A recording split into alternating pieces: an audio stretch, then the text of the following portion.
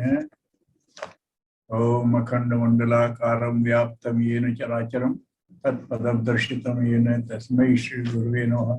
मातृवत् लालित्री च पितृवत् मार्गदर्शिका नमोस्तु गुरुसत्तायै श्रद्धा प्रज्ञायता च। ओम शांति।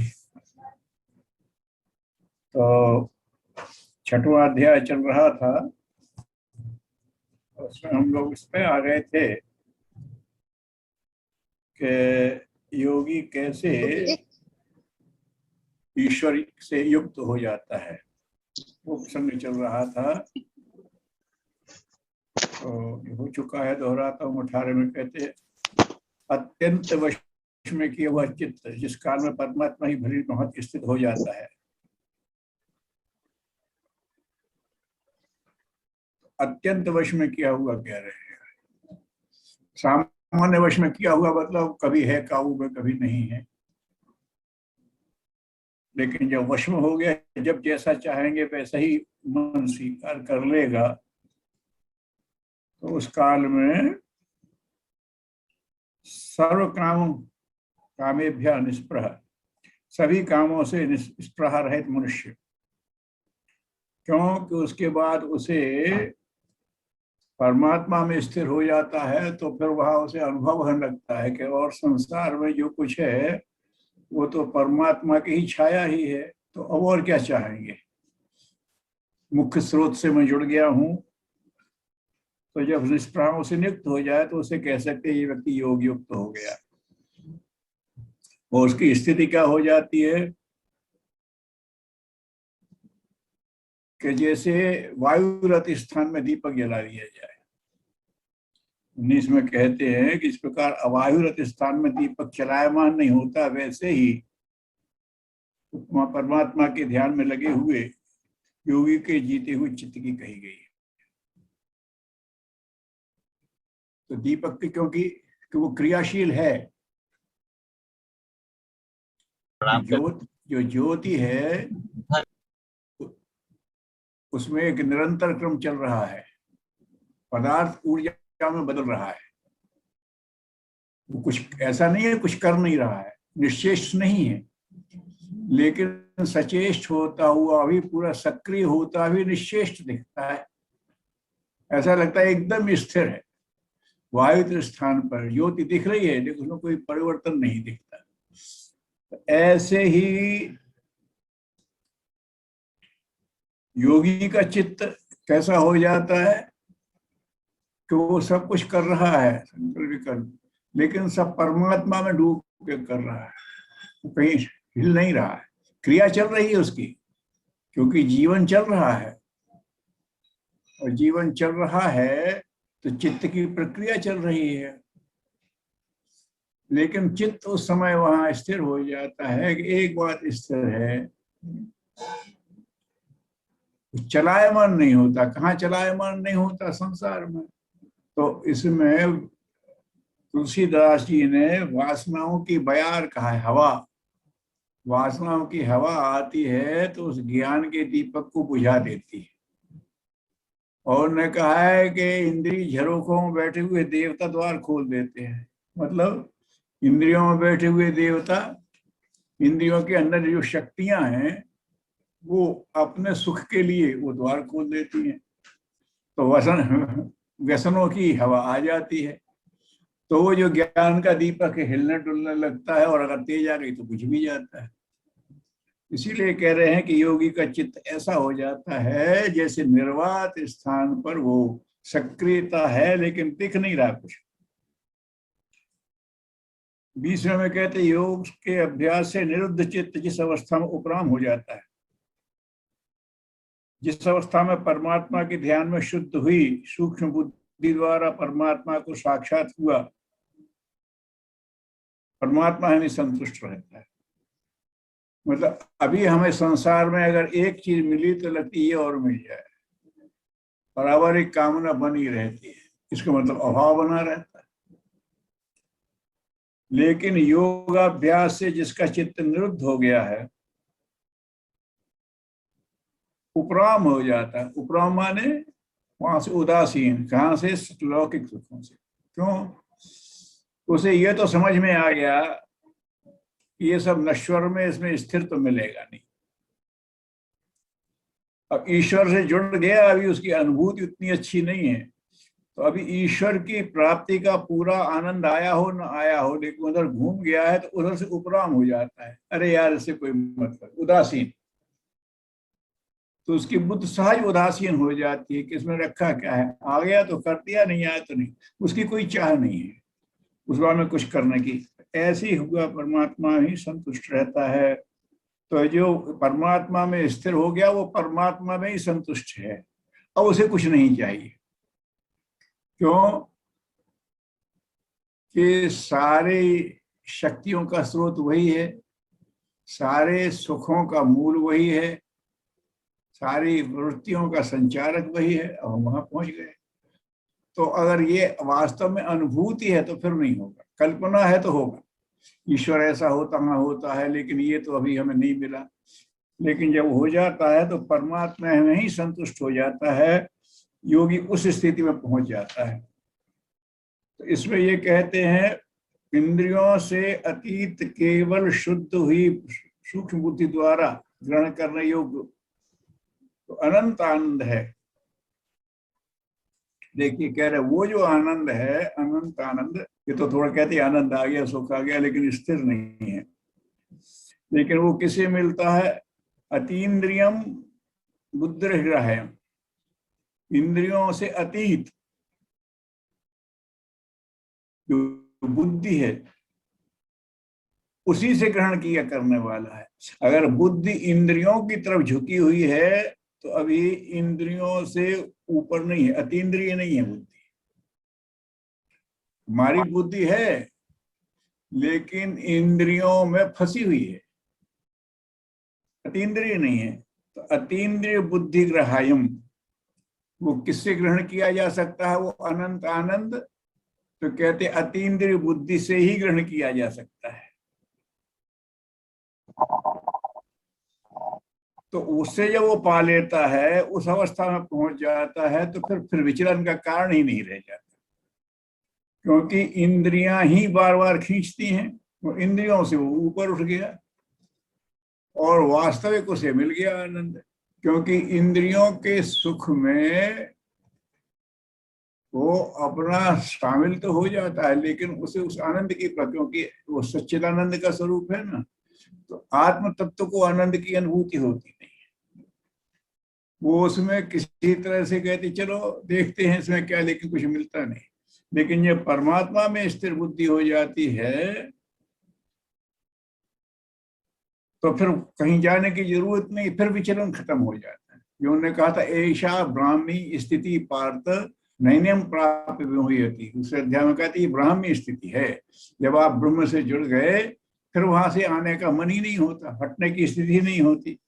इसका मतलब नहीं है कि आदमी निश्चेष्ट हो जाता है, इसीलिए वो दीपक की कही है। सचेष्ट तो वो है, लेकिन सब उसी क्रम में चल रहा है परमात्मा संबंध में। आगे इस बात को अगले में और कहते हैं, क्यों दूसरे से विचलित क्यों नहीं होता? कि जिस लाभ को प्राप्त होगा उससे अधिक दूसरा कुछ लाभ है ही नहीं।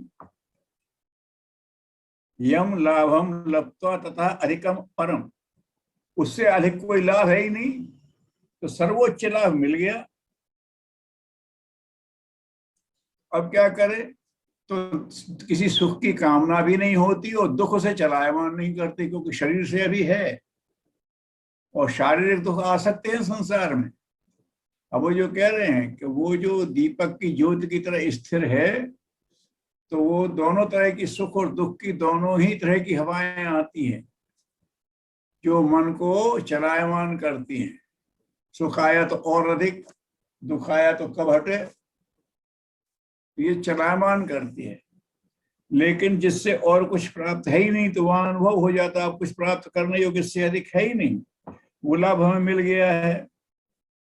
तो फिर अगर दुख भी आता है तो उसे लगता कुछ नहीं है, ये तो आते जाते रहेंगे, ये तो संसार का क्रम है, ये तो शरीर का है, ये तो मन का है, लेकिन मुझे चाहिए तो वो मिल गया। ऐसा एक आत्मा अपने आप में अनुभव करती है।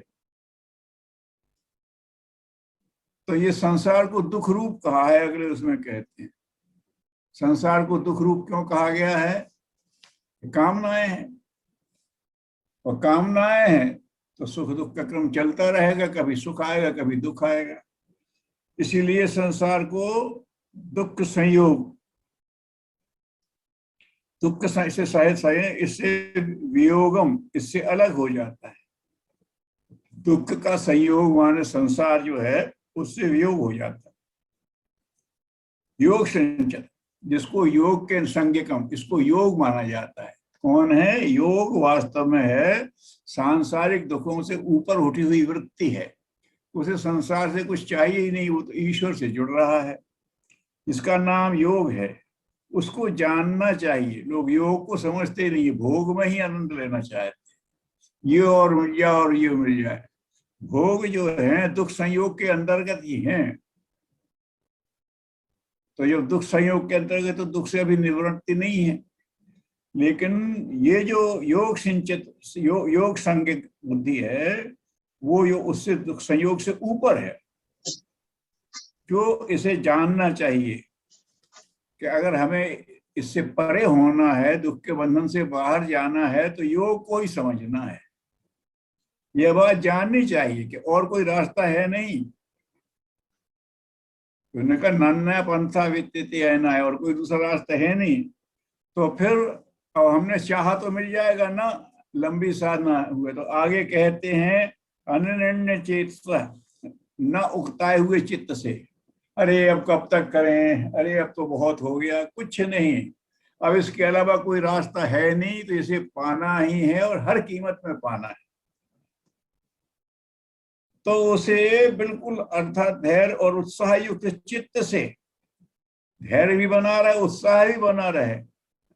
उत्साह कैसे बना रहेगा? जब आदमी स्वयं को देखेगा कि मैं रोज थोड़ी प्रगति कर रहा हूं, मैं आज फिर कुछ बढ़ा, आज मेरा फिर एक कदम आगे बढ़ा, तो उसे संतोष मिलेगा। बाहर से तुलना करेगा तो अगर मैं एक से आगे बढ़ गया हूं तो अहंकार आएगा, और एक से पीछे रह गया हूं तो हीनता आएगी।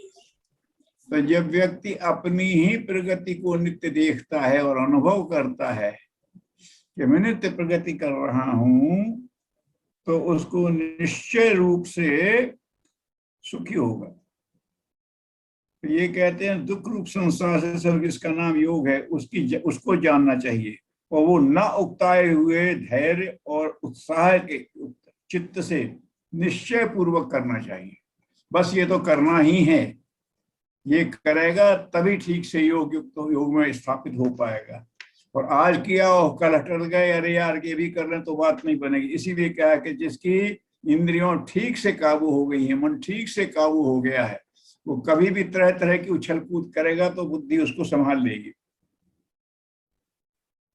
तो संकल्प से 24वें में कहते हैं संकल्प प्रभवान कामान त्यक्ता सर्वान अशेषतः।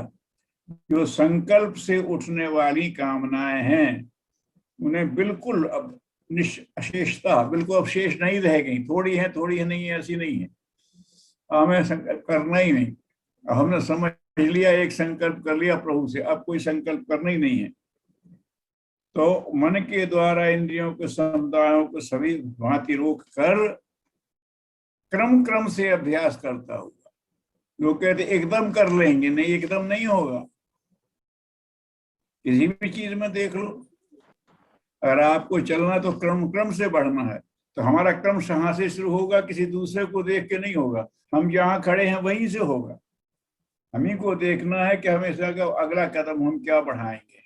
तो क्रमशः, अनंत शक्ति नहीं है हमारे पास। हमने चाहो चुटकी भर हो गया, भगवान ने जो कहते हैं उसके पास अनंत शक्ति है। उसने सोचा और हो गया। वो परमात्मा के साथ होता है, जीव के साथ नहीं होता। जीव को क्या करना है? क्रमशः अभ्यास, क्रम से आगे बढ़ना है, धीरे धीरे आगे बढ़ना है। अब ये देखना है कि आप लक्ष्य ऐसे बनाएं जिसमें अपनी पूरी शक्ति लगे। हाँ चलो थोड़ा थोड़ा हो रहा है, नहीं, अधिक से अधिक शक्ति लगे, ऐसा क्रम बनाएं, तभी प्रगति तेज होगी, धीमी हो जाएगी।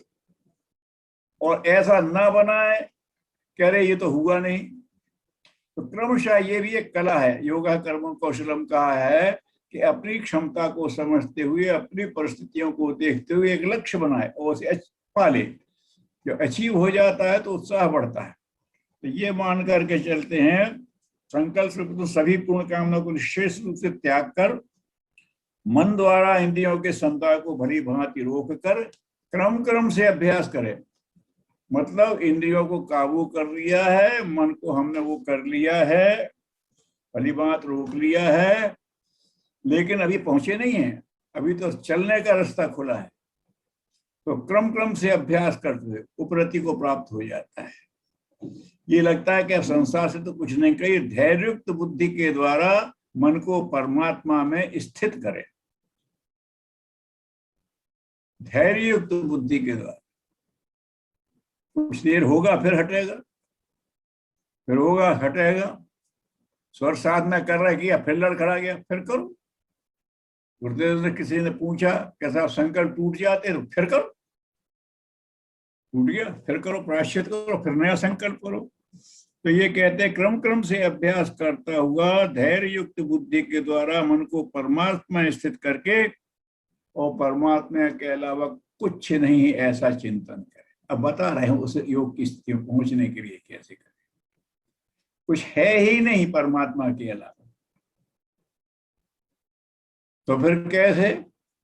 तो अपने आप को बताओ कि जो कुछ खड़ा हुआ है सब परमात्मा ने अपने, ये जो सृष्टि है ये भगवान द्वारा रची हुई नहीं है, ये भगवान द्वारा पैदा की गई है, प्रसूत। पहले भी कह चुका हूं कि माँ खाना बनाती है, रहते रहते के कलाएं बनाती है, लेकिन बच्चे को अपने अंदर से उत्पन्न करती, प्रसूत है।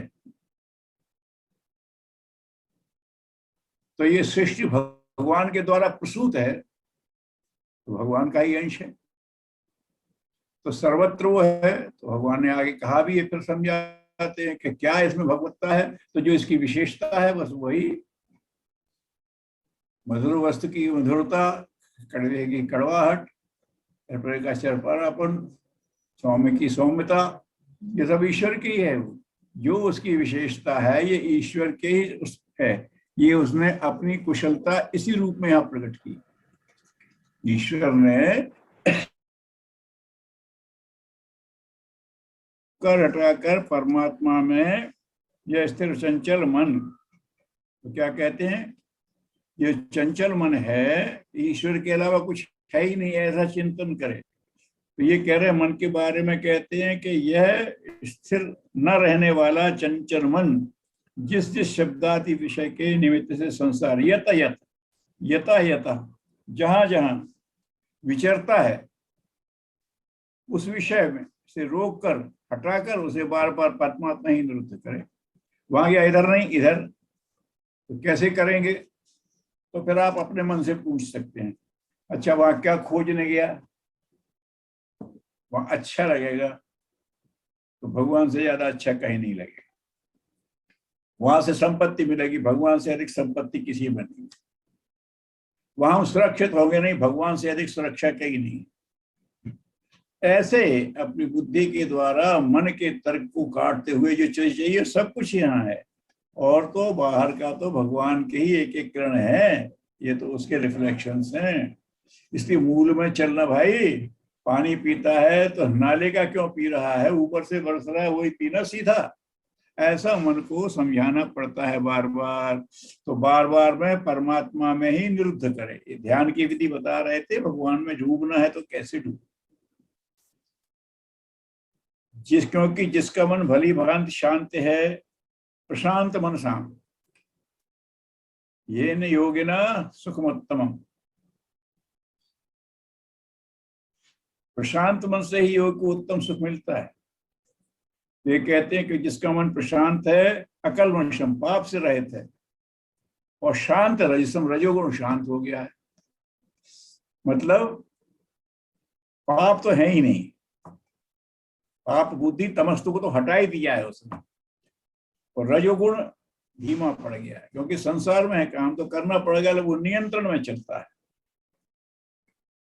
जैसा कि हमने हनुमान की यात्रा में बताया था कि सिंह का को मार डाला, तमोगुणी शक्ति, उसको नष्ट कर दिया। रजोगुणी शक्ति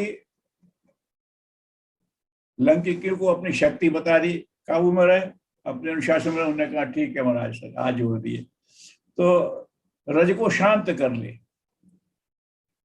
तो एनम ब्रह्मभूतम, ब्रह्म में एक ही बात ही है, योग को उत्तम आनंद प्राप्त होता है। जो ब्रह्मभूत योगी है उसी को उत्तम आनंद मिलता है। और तो ये टुकड़े मिलते हैं जो इधर उधर होता है ना, आनंद आया, ये उत्तम नहीं है, ये निकृष्ट आनंद है। और इसमें विकार जुड़े हुए हैं, क्वालिटी वो नहीं है। उसी बात को बार बार समझा रहे हैं कि जिस चीज के लिए, जिस सुख के लिए, जिस आनंद के लिए आदमी विषयों में, इंद्रियों में, संसार में भटकता है, वो भी मूलतः सब परमात्मा तत्व में है।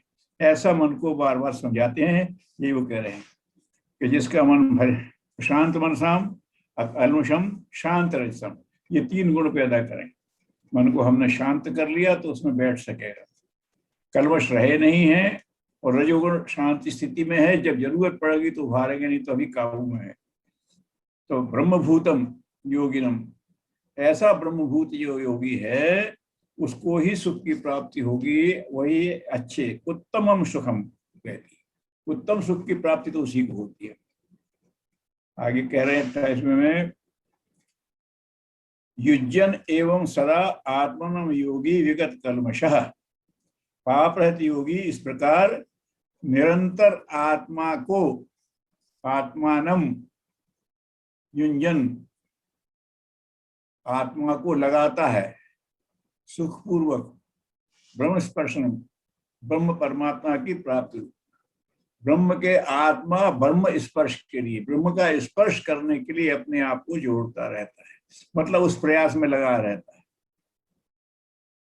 ऐसा ही अनंत आनंद की प्राप्ति करता है। उसी को फिर कह दिया है, तो कहा कि पाप रहित योगी निरंतर आत्मा को ब्रह्म स्पर्श के लिए प्रयास करता रहता है, वही आनंद की आनंद प्राप्त करता है। तो ये कैसे? सर्वभूतस्थ आत्मानम सर्वभूतानि च आत्मनि, सब भूतों में आत्मा को देखता है और आत्मा में सर्वभूतों को देखता है। ईक्षित योग युक्ता नाम सर्वत्र समदर्शिन, तो योग युक्त हो जाता है, उसकी ये स्थिति हो जाती है, सब में समभाव से देखने वाले आत्मा को, मतलब अपनी चेतना को संपूर्ण भूतों में देखता है कि अरे यही चेतना तो इसमें है। चेतना को जब उसे पहचानता है तो यही तो सब में है, सभी भूतों में वो करने लगता है अपनी आत्मा को, सभी भूतों में देखना। इसी को तुलसीदास जी ने लिखा है, अब जब सब में हम अपने को देख रहे हैं तो किसका शोषण करेंगे, किसका विरोध करेंगे, किसका वो चाहेंगे। उमा जी रघुपति चरण रति विगत काम मद क्रोध, निज प्रभुमय देखें जगत कैसन करे विरत। सर्वत्र तो अपने प्रभु को देख रहे हैं, आत्मा को देखे चाहे परमात्मा को, सब में ही वो देख रहे हैं। ऐसी स्थिति है जो पुरुष संपूर्ण भूतों में माम, मुझे, मतलब इस समय कृष्ण ईश्वर स्थिति में है, मुझ परमात्मा को देखता है, और संपूर्ण भूतों में वो मुझ में देखता है। यो माम पश्यति सर्वत्र सर्वम च मयि पश्यति, तस्य हम न पश्यामि सच में न प्रणश्यति। अरे साहब, भगवान है नहीं, देख रहा है कि नहीं, वो उसके लिए है जो इस स्थिति में नहीं है। यो माम पश्यति सर्वत्र, सब में देखता है परमात्मा को, सब में परमात्मा। हम कहाँ, तो हम तो परमात्मा में ही हैं, परमात्मा ही की चेतना तो चल रही है। हम सूर्य से ऊर्जित हो रहे हैं तो धरती को कौन संभाले? वही सूर्य की ऊर्जा, हम उसी की ओर में तो बैठे हैं। और धरती को चला कौन रहा है? तो वही सूर्य की ऊर्जा। तो सूर्य में, धरती में सूर्य की शक्ति को देख रहे हैं और सूर्य में धरती को देखोगे। ऐसे ही जब आप उसको देखोगे, ये सत्य हम अनुभव करते हैं कि जो धरती की उत्पत्ति सूर्य धरती की उत्पत्ति सूर्य से हुई है और वही उसको इतने बड़े को कोई टेका नहीं है, वो एक गति से सही दिशा में बराबर चल रही है। ये क्या सूर्य की ऊर्जा उसे निरंतर घुमा रही है। किसी भी चीज को एक दफे आप कोई घुमाने वाला नृत्य होता तो धीरे धीरे तो उसकी गति कम होगी, लेकिन सूर्य सतत उसकी गति को मेंटेन कर रहा है और धरती उसके अनुशासन में घूम रही है।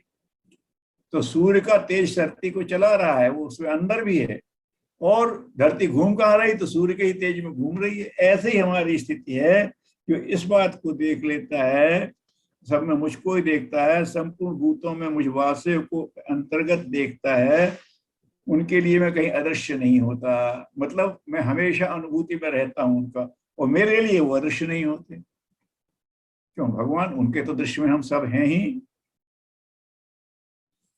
लेकिन हम उनके दृष्टि में हैं तो हमें हमारा हित होना चाहिए, हमारी रक्षा होनी चाहिए।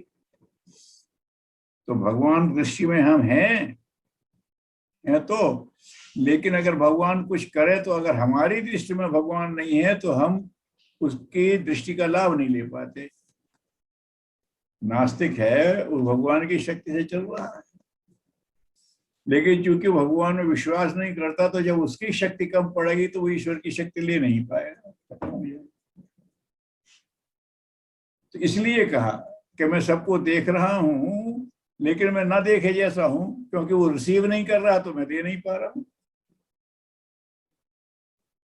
रेडियो ट्रांसमिशन है, हर मोबाइल को छू रहा है, हर रेडियो ट्रांजिस्टर को छू रहा है, सबको पता है, उसी में सब है। लेकिन वो जब तक ऑन नहीं है तब तक उसमें प्रवेश नहीं करता, उसके लिए नहीं ही है। क्यों साहब? इस समय क्या ट्रांसमिशन हो रहा है हमें नहीं मालूम। क्यों? आप अंदर आने नहीं दे रहे उसे। तो ये कहते कि ईश्वर को हम अपने अंदर आने नहीं दे रहे, तो फिर हम ईश्वर देख ही नहीं रहा हम। ऐसा उसका भाव है कि मैं उसके लिए कभी अदृश्य नहीं होता। यो माम पश्यति सर्वत्र सर्वम च मयि पश्यति तस्य हम न पश्यामि सच में न पश्यति। ना मैं उसके लिए नष्ट होता हूं, न उसका अदृश्य होता हूं, न मैं वो मेरे लिए अदृश्य होता है। तो अगले में कह रहे हैं कि जो पुरुष एक ही भाव से स्थित होकर संपूर्ण भूतों में आत्म रूप से स्थित मुझे, मतलब परमात्मा को भजता है, एक ही भाव से आस्थित आस्थावान होकर सर्वभूत स्थितम, सर्वभूतों में बैठा हुआ मैं वासुदेव को भजता है। मतलब ईश्वर को सर्वव्यापी अनुभव करता है। गुरुदेव ने सत्संकल्प का पहला बात, ईश्वर को सर्वव्यापी न्यायकारी मानकर उसके अनुशासन को जीवन होता है। अब भजो से, वो सर्वव्यापी न्यायकारी है, तो आपको कहीं जाना नहीं है, वो तो है, आपको उसे स्वीकार भर कर लेना है। ऐसा है, वह योगी सब प्रकार से बरतता हुआ भी मुझ में ही बरतता है। मतलब वो सांसारिक कर्म कर रहा है, लेकिन वो मुझसे बाहर नहीं जाता, क्योंकि वो मेरे ही लिए कर रहा है। वो सब जगह मुझे देख रहा है, कर्म को भी भगवान में ही देख रहा है। अगर योगी मुझसे बरत रहा है तो मुझे भगवान को ही देख रहा है, इसलिए वो भगवान से ही बरत रहा है। और मुझे भगवान में देख रहा है तो उसे लग रहा है कि भगवान के अंदर मैं भी हूं और ये भी, तो वो भी समानता देख रहा है। तो ऐसा योगी है, वो लगता तो है कि बाहर का काम कर रहा है, लेकिन वो तो कहते मैं ईश्वर के ही बंदों से मिल रहा हूँ, ईश्वर से ही मिल रहा हूँ, उसी से आदान प्रदान कर रहा हूँ, अलग अलग कायाओं में वही है। तो वो जो कुछ भी काम कर रहा है वो सब कुछ करते हुए मैं मुझ में ही बरतता है, मैं वर्तते, ऐसा उसका भाव होते हैं। तो ये फिर और कहते हैं इसी बात को स्पष्ट करते हुए वो, हे अर्जुन, जो योगी अपनी भांति संपूर्ण भूतों में सम देखता है और सुख अथवा दुख को सब में देखता है, सम देखता है, वह योगी परम श्रेष्ठ है। ये पहले भी कहा गया था, ये बात कही थी कि सुख और दुख वो भी सबको अनुभव होते हैं अपनी भांति। अपनी भांति माने जैसे मुझे सुख दुख की अनुभूति होती है, ऐसे उस प्राणी को भी होती है। जो योगी अपनी बात संपूर्ण में सम देखता है। एक और सम है, अरे साहब ये तो अलग अलग है, तो उसका पहले भी दिया था हमारी आंख बड़ी सुंदर, हमारी नाक बड़ी अच्छी, हमारा कान बड़ा अच्छे, ये सब हमारी इंद्रियां हैं। हाँ, लेकिन इंद्रियों में हमारी जननेन्द्रिय भी तो, हमारे मलत्याग इंद्रिय भी तो है। अरे ये क्या बात कर दी, लेकिन ये जैसी भी हो हमारी ही है।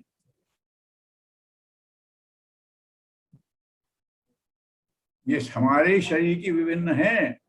नाक हमारी अच्छी है अभी और टपकती है, तो अभी हमारी नाक ही है।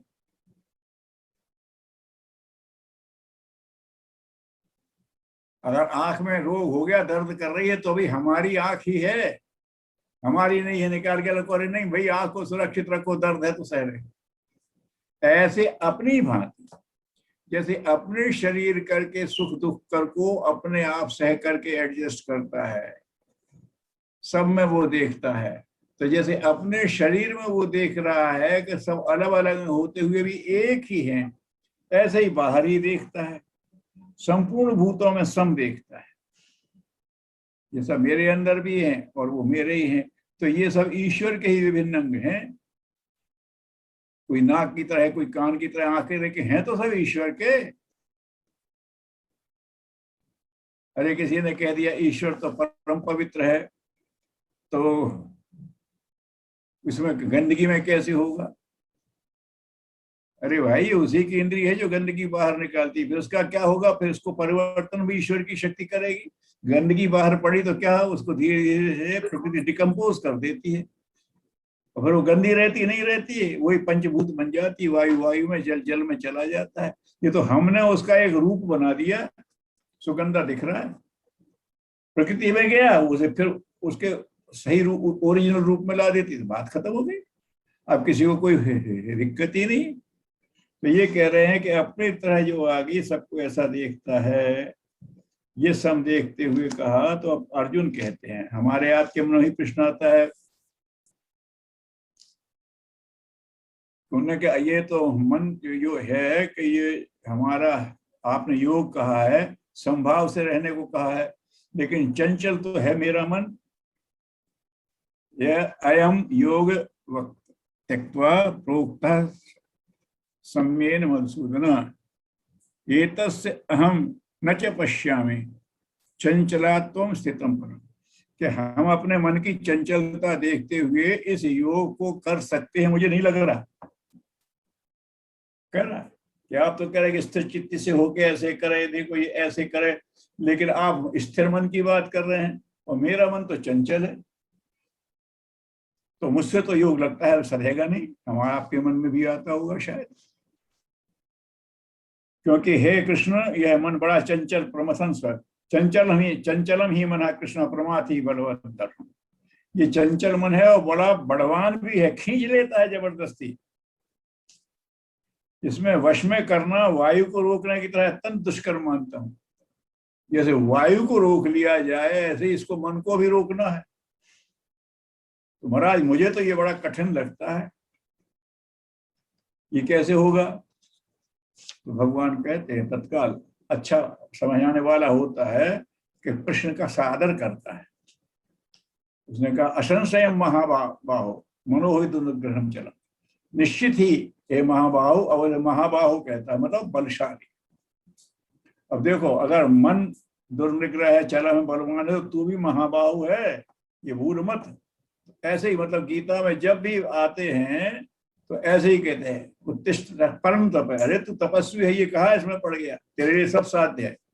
तो अर्जुन के लिए जो संबोधन देते हैं वो भी प्रसंग के अनुरूप देते हैं भगवान कृष्ण। तो यहाँ महाभाव कह रहे हैं तो महान शक्तिशाली है, मन होगा शक्तिशाली तो होगा।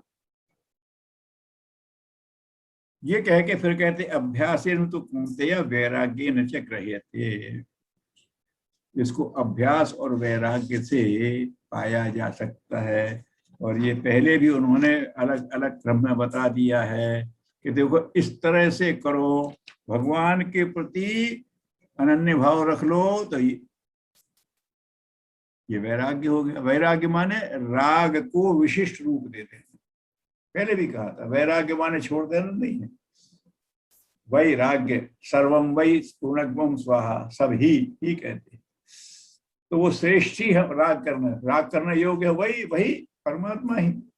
ऐसा मन में स्थिर हो जाता है कि राग करने वाला तो वही है बस। समझिए, दुनिया तो राग करने योग्य नहीं है, क्योंकि ये तो क्षणभंगुर है, वह स्थिर है। तो ऐसा मन में इसको वैराग्य कहते हैं। तो अभ्यासेन तू कहता है वैराग्य न गृह्यते, वैराग्य को दृढ़ करो और अभ्यास को दृढ़ करो। जैसा का ये धीरे धीरे होता है। तो ये बताते हैं असंयम आत्मा नाम योग है दुष्प्रता इति में, मतलब जिसका आत्म संयम नहीं है, जिसका मन वश में किया हुआ नहीं है, उसके योग बड़ा कठिन है। लेकिन वश में किए हुए मन वाले के लिए, जो ऐसा प्रयत्न मन को वश करने के लिए प्रयत्नशील पुरुष है, चलो अगर वश कर रहा है ना, तो आज नहीं तो कल मिलेगा। उपाय था, उपाय करने से प्राप्त होना सहज है। अगर तुम उपाय कर रहे हो तो आज नहीं तो कल मिल जाएगा। ये नहीं कहते कि तत्काल तुम्हें वो मिलेगा, तो क्योंकि क्रमशः आगे बढ़ने की बात वो कह चुके हैं। तो जिसका मन वश में नहीं हुआ है उसे तो योग मिलेगा नहीं। तो मन में वश में करने की बात उन्होंने कही कि वैराग्य से वश में होगा और अभ्यास से कर्म होगा। और जो इस तरह से प्रयास करेगा उसके लिए ये सहज है, शक्य है, ये किया जा सकता है। ये महाभाव, अगर मन बड़ा ताकतवर है तो तू उसे काबू में रखना ये अशक्य है, ये मत कर, क्योंकि तू भी समर्थ है, ऐसा कर। तो अब अर्जुन को कहता है कि मैंने साधन किया और साधन करते करते विचलित हो गया, तो क्या हो जाएगा? क्या मैं गिर पड़ूंगा? पहाड़ चढ़ रहा था और फिसल गया तो खाई में जाकर के मर जाऊंगा क्या? एक प्रश्न आया। साधक को लगता है कि साधना से गिर गया तो क्या होगा। तो अर्जुन प्रश्न कर रहे हैं और कृष्ण समझा रहे हैं। ये ऐसा नहीं है। साधक की साधना, गुरुदेव ने भी कहा है, साधना कभी नष्ट नहीं होती, उसका प्रभाव किसी ना किसी रूप में बना ही रहता है। आगे स्पष्ट कर रहे हैं। पहले अर्जुन का प्रश्न है कि हे कृष्ण, जो योग में श्रद्धा रखने वाला है किंतु संयम ही नहीं है, योग में श्रद्धा है, कर रहा था मैं योग, लेकिन बिगड़ गया, फिर हो गया संयम, तो फिर क्या होगा? तो जिसका मन योग से विचलित हो गया है, योग चलित मानसा, योग से जिसका मन चलित हो गया है, सोचना रहे थोड़ा सा ये भी, तो टिक गया योग साधना से।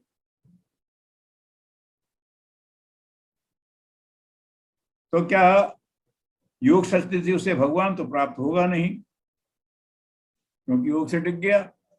योग संसिद्धिम, जो योग की संसिद्धि है वो तो मिलेगी नहीं, क्योंकि टिक गए, तो उसे प्राप्त होगा। फिर किस गति को प्राप्त होगा? फिर वो जाएगा कहाँ?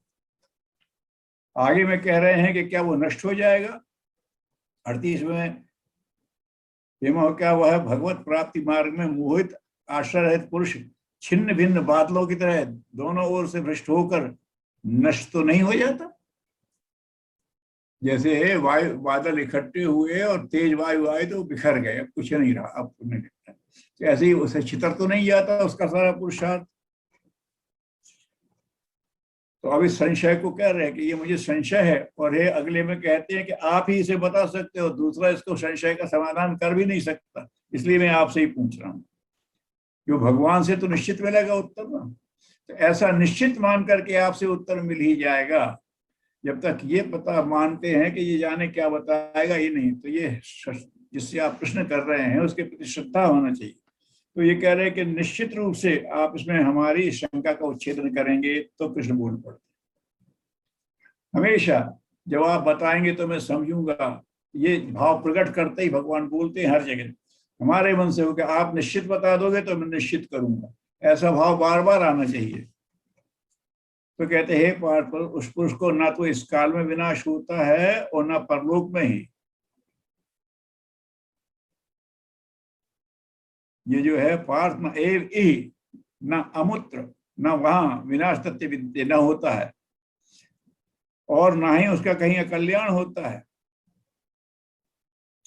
क्योंकि आध्यात्म के लिए, जिसने आत्मोद्धार के लिए, भगवत प्राप्ति के लिए, कल्याण के लिए काम किया है, कोई भी मनुष्य दुनिया दुर्गति को प्राप्त तो नहीं हुआ।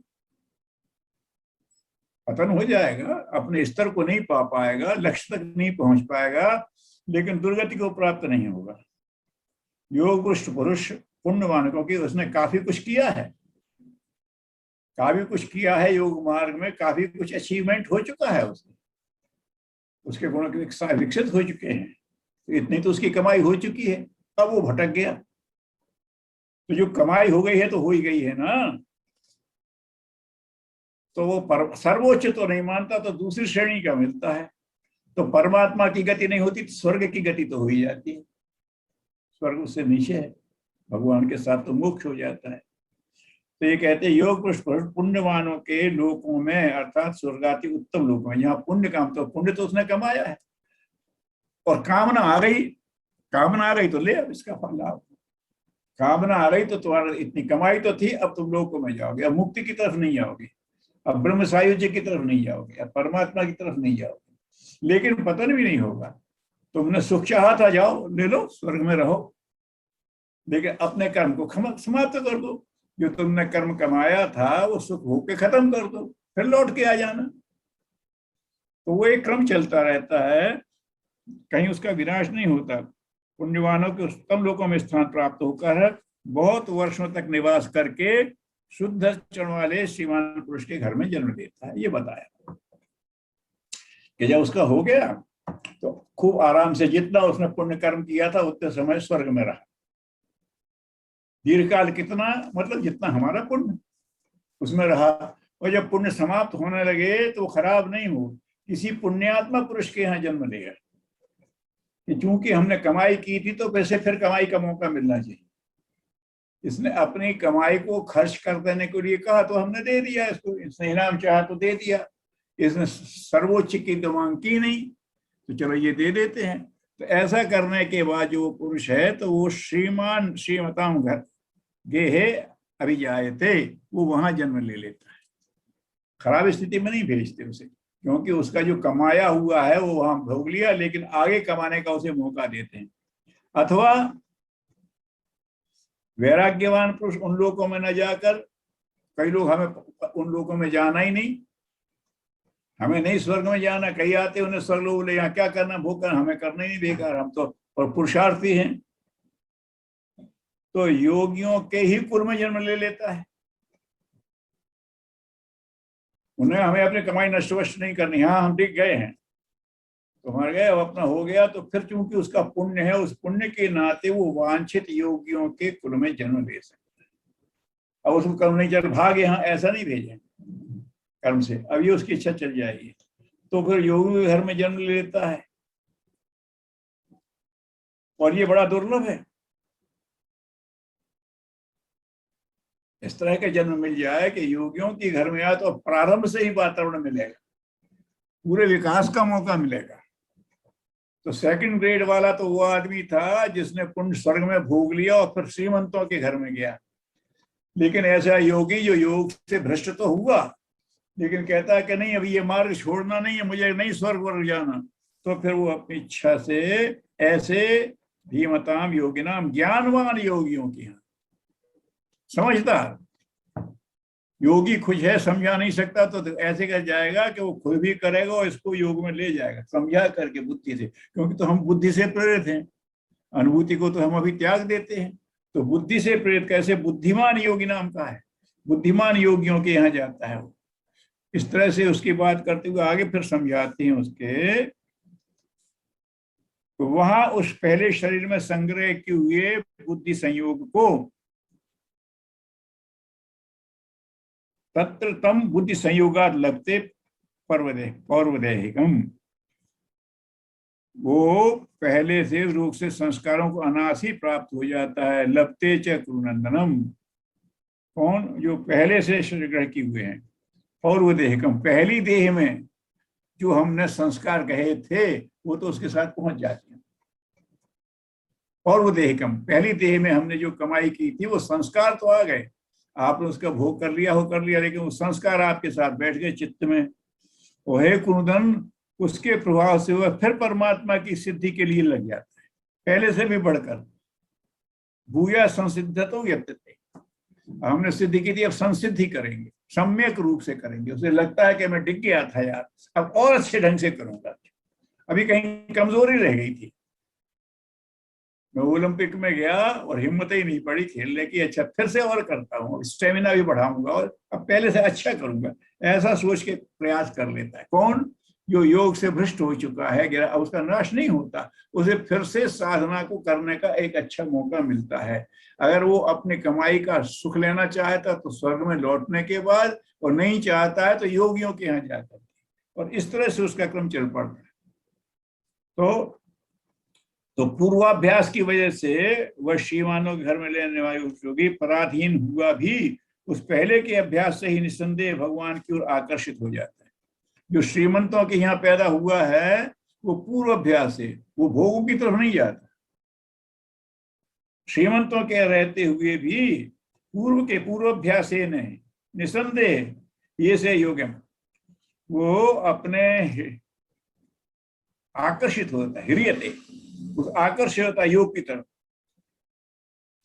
जिज्ञासु में कहे हुए सकाम कर्मों के फल कर जाते हैं, वो जिज्ञासु स्थिति में आ जाता है। और कहा है कि जो जिज्ञासु है तो वेद जिज्ञासु अपनी शब्द ब्रह्म अतिवर्तते, जो लोगों ने शब्दों से समझाने की कोशिश करी उससे तो ऊपर वो भी चला जाता है। ऐसा वो जो योगी होता है तो नया जन्म पाने के बाद चूंकि उसके अंदर कुछ बनने की जिज्ञासा है, एक लगन है, तो उसके नाते वो आगे निरंतर प्रगति करता हुआ चला जाता है। लेकिन ये तो भ्रष्ट की बात हो गई। लेकिन वो कहते हैं कि परंतु प्रयत्न पूर्वक अभ्यास करने वाले 45वें में कह रहे हैं कि प्रयत्नात यत्ताम तु योगी शुद्ध संकल्प के विषम, प्रयत्न पूर्वक अभ्यास करने वाली अपने पहले के जन्मों के संस्कारों में अनेक जन्म संसिद्धिम ततो याति पराम गति, पहले अनेक जन्मों की सिद्धि संसिद्धि को संपूर्ण से रात फिर तत्काल ही परमात्मा गति में प्राप्त हो जाता है। क्योंकि उसके अनेक जन्म की सिद्धि है, पिछली सिद्धियां तो उसके साथ हैं, तो उसे उसको पाने में देर नहीं लगता है। गुरु ग्रह पढ़न गए रघुराई अल्पकाल विज्ञा सब पाई, वो गए और फटाफट किया हुआ था उनका, भगवान कृष्ण उनके यहाँ गए और अब तो फटाफट कुछ ही वर्ष में सारा पूरा कर लिया, क्योंकि किया हुआ था उनका, है ना, उसको खोलना भर पड़ता है। तो जो ऐसा योगी है वो अपने उसमें पूर्व प्रयत्न पूर्वक अभ्यास करने वाला योगी तो अनेक पिछले जन्मों के बल से इसी जन्म में संसिद्धि को प्राप्त हो जाता है। लगता है कि एक जन्म है लेकिन पूर्व है, अगर वो भटका नहीं तो पूर्व का संस्कार का अगर वो सदुपयोग करेगा तो परम गति की चला जाए। जो भ्रष्ट हो गया उसको नीचे आके फिर से साइकिल पूरी करना पड़ेगी। ठीक है, हम तो दौड़ में रुक गए, चलो अब नई दौड़ में फिर शामिल हो, लेकिन जो दौड़ रहा है उसने हिम्मत करी तो निकल ही जाएगा। अरे मैं तो थक गया, कहीं नहीं थक गया जी, पूर्व संस्कार कह रहे मैंने कई बार किया है फिर कर लूंगा, ऐसा कह करके वो निकल जाता है। जो भ्रष्ट हो गया उसकी तो गति पहले बता दी, लेकिन जो योग युक्त है क्योंकि तो अनेक जन्म की संसिद्धियां उसकी होती हैं, तो उन संसिद्धियों के नाते संशुद्धि विकल्प शम, पापों से शुद्ध हो चुका है, फिर तत्काल ही परम गति। थोड़े बहुत जो रह गए हैं जिसकी वजह से जन्म लेना पड़ा, थोड़े से जो रह गए थे दोष उसको वो निश्चित कर लेता है और तत्काल, क्योंकि बाकी तो सब क्या हुआ, वो तत्काल परम गति को प्राप्त हो जाता है। आगे 46 में कहते हैं, समापन पे आ गया है कि योगी तपस्वियों से श्रेष्ठ है, शास्त्र ज्ञानियों से भी श्रेष्ठ है माना गया है, और सकाम कर्म वालों से भी योगी श्रेष्ठ है। इससे हे अर्जुन तू योगी हो, तस्मात् योगी भवार्जुन, तपस्विभ्यो अधिकः योगी, योगी ज्ञानिभ्य अपि मता अतः अधिकः कर्मिभ्यश्च, ये इनसे सबसे तपस्वियों से शास्त्रज्ञों से माना गया है, सत्कर्म करने वालों से भी श्रेष्ठ माना गया है। कि अच्छा कर्म कर रहा है तो स्वर्ग में जाएगा, फिर इसी चक्कर में पड़ने वाला है। तो योगी जो है ज्ञानी है, बस अपने ज्ञान की उसमें रहता है, वो भी भगवान से अपने ज्ञान का अहंकार उसे जानने नहीं देता,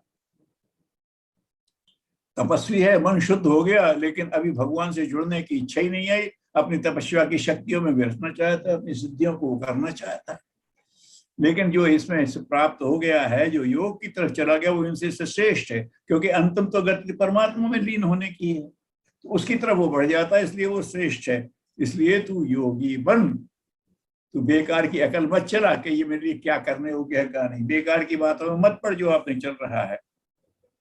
तो ये जो बात कहते हैं अंतिम 47वें श्लोक में कह रहे हैं, संपूर्ण योगों में भी जो श्रद्धावान योगी मुझ में लगे हुए अंतरात्मा से मुझको भजता है, वही योगी मुझे परम श्रेष्ठ मान्य है। जो योग गतिविधियों में लगा तरह तरह की वो प्राप्त कर रहा है, वो भी ठीक है, लेकिन जो श्रद्धावान है, श्रद्धा किसे कहते हैं? गुरुदेव ने कहा उत्कृष्टता से असीम प्यार, तो प्रभु से उत्कृष्ट कोई है ही नहीं, उससे जिसका अनन्य प्यार हो गया। अंतरात्मा मुझको निरंतर भजता है कि प्रभु और कुछ नहीं चाहिए, बस आप चाहिए, योग की तमाम सिद्धियां, कुछ नहीं चाहिए, बस आप चाहिए, ऐसा है, मुझे परम श्रेष्ठ मान्य है, इसको मैं श्रेष्ठ मानता हूँ। तो योगियों की तमाम स्थितियां बताई हैं, योग भ्रष्ट होने वाले की भी गत बताई है कि जो एक बार इस मार्ग में आ गया, जो भगवान के रास्ते पे, योग के रास्ते पे, योग माने भगवान से जुड़ने के रास्ते पे चल पड़ा है, वो कोई तेज चलता है, कोई धीमे चलता है, कोई भटकता भी है, लेकिन सब चलते हुए अंत में वहां पहुंच जाते हैं। तो ये आत्म संयम योग नाम अष्टम अध्याय है। ये आपको अपने को ही संयमित करना है। आत्म संयम योग बताया कि तुम्हें अपने को ही संयमित करना है, इंद्रियों को, मन को, इनको सबको लेके, बुद्धि को लेकर के, और श्रद्धा को भगवान में जोड़ना है। इंद्रियाणि परान्यहु इंद्रियस्तु परतमना मनस्तु परते बुद्धि यो बुरते बुरतेस्तु सह। इंद्रियां बड़ी जबरदस्त हैं, खूब संसारिक सुख से मिलते हैं, उससे ऊपर मन है, मन से ऊपर बुद्धि है, और वो बुद्धि से भी परे है। उसी से प्रेरणा लो, धियो यो न प्रचोदयात्, उसी में गति हो जाएगी, उसी के पास चले जाओगे। तो ऐसा ये 6वां अध्याय आज पूरा हो जाता है। किसी के मन में कोई बात हो, अभी जो इतनी वार्ता हुई, तो बोलिए। जी बाबूजी प्रणाम। हाँ। सवाल आया था व्हाट्सएप ग्रुप पे, हम्म। ध्यान और साधना में क्या अंतर होता है? ज्ञान सिर्फ जानकारी है, और साधना उसके अनुरूप चलना है।